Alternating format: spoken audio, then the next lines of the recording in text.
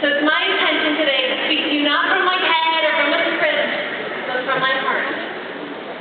Now, I didn't always see love and compassion as means to change the world. When I was 13, I had a bowl cut and a unibrow, and two great passions in my life, Saved by the Bell and the Backstreet Boys. How lucky are you never got either one of them? I'm pretty sure I was actually cutting out a picture of Nick Carter from the newspaper one morning when I noticed another cute boy on the cover.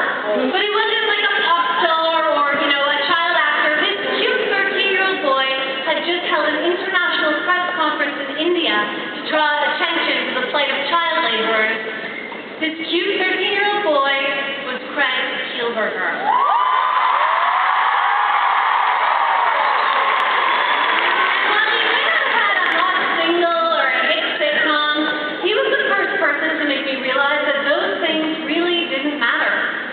What mattered was that at 13, I had the power to change the world. And that day I started to educate myself on global issues. Within the week, I convinced my family to adopt a village in West Africa, and by the end of the month, I encouraged my school to join Free the Children.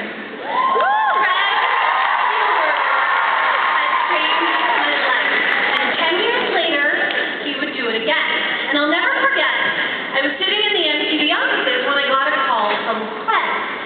My childhood hero wanted to send me to India, and while at one point in my life I may have, known a little something about the country, I worked in the entertainment business now, okay? I could tell you who else these last 4 boyfriends were, but I did not begin to tell you the capital of India, let alone its socioeconomic situation. Suddenly I realized that I had become immersed in a world where quite often how you look is more important than how you think, where your net worth is more relevant than your self-worth, and where success is measured by what you have, not what you have to give.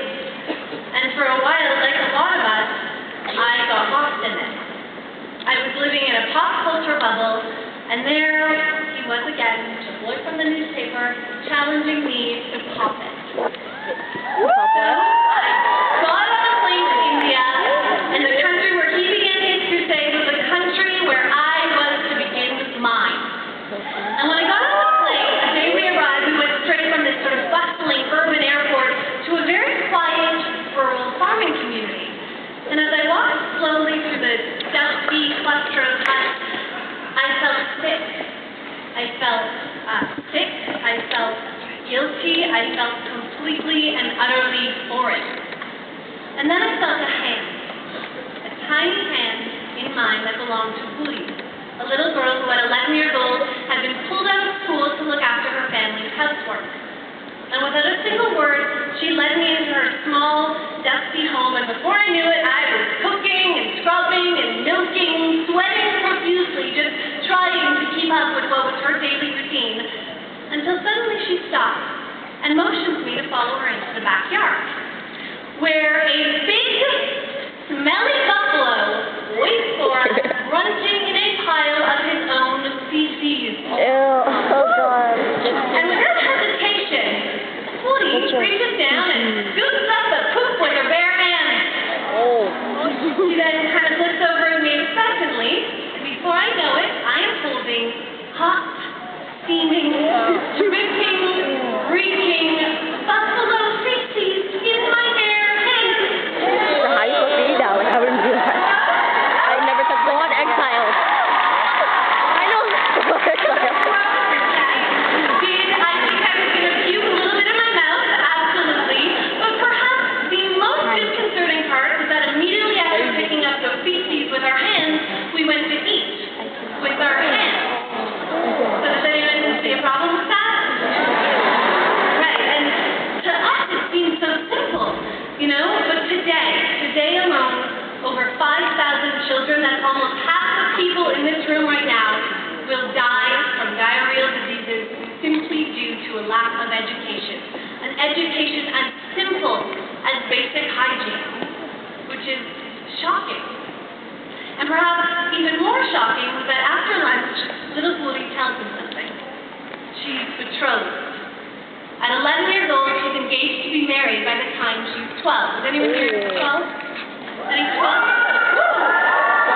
Okay, how many of you, lovely 12-year-olds, are ready to get married today? You're right. I'm making it awkward if you're sitting next to your crush, aren't I? Well, as 12-years-old, I'll tell you what I was doing. I was putting out pictures of Nick Carter in the newspaper. I was not ready to be married. How much time? And as she sat there looking at me, her eyes were yellowed from cooking without ventilation. Her forehead was stained this red color to signify her betrothal.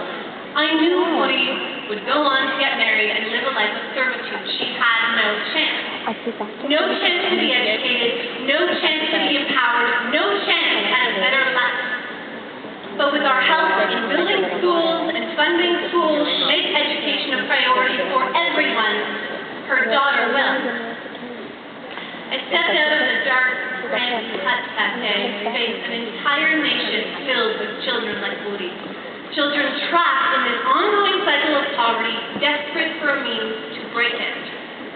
And on my final day in India, that means stood before me. It was the official opening of Free the Children's first school there, and I will never forget walking towards it because suddenly children started running from all directions, laughing and clapping with bare feet and simple clothes, gathering around the school to dance. And right then I realized that I was surrounded by children who were celebrating hope in the middle of hardship. You know, despite the hunger and the sickness and the suffering that they lived, they were finding happiness in the simplest pleasures of the world and in the simple prospect of change. Don't cry.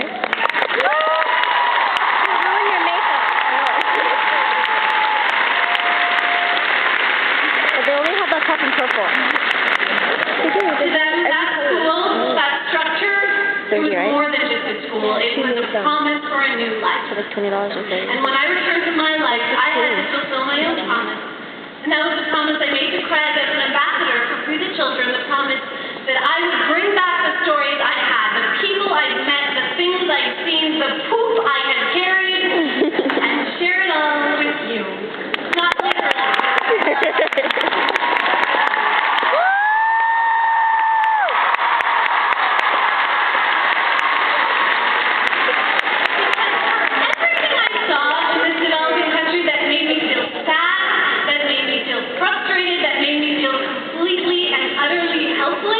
There was that one glimmering moment of hope.